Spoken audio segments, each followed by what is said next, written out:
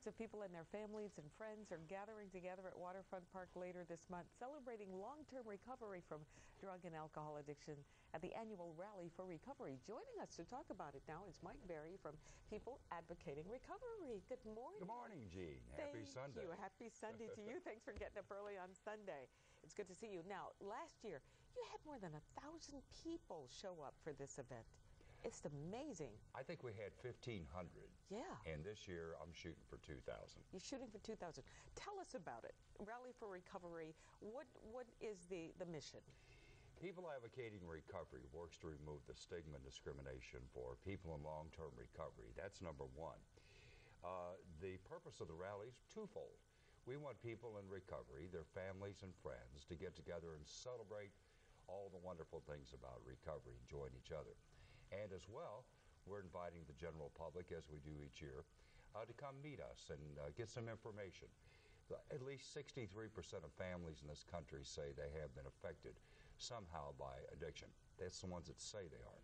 So we'll provide some information, to be some vendors, some booths, just to have a good time.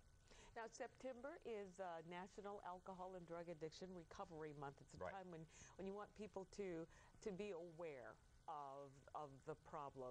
You were in recovery or are in recovery. I am. I'm a person in long-term recovery, which means I haven't used drugs or alcohol for the last 17 years. And I guess the first step to that is kind of admitting that there is a problem. Is that correct? Exactly. Sometimes you have to be forced to admit it, but yes, admitting it is the first step. And People Advocating Recovery, your group, tell us about that and how one can get in touch with them. We'll give you a telephone number and a website address. We started about 5 or 6 years ago with 4 or 5 people, just wanted to make some changes and bring awareness. People Advocating Recovery now has about 5,000 members and 6 chapters across the state. I also work with Faces and Voices Recovery out of Washington, D.C., and it's the National Recovery Day for the entire country, and we're looking at 50,000, 75,000 people across the country celebrating. All right. It's on September 24th. Rally for Recovery is going to be the Brown-Forman Amphitheater at Waterfront. New location on the waterfront. From 11 to 3. Join us. Free fun, food, games, music, entertainment.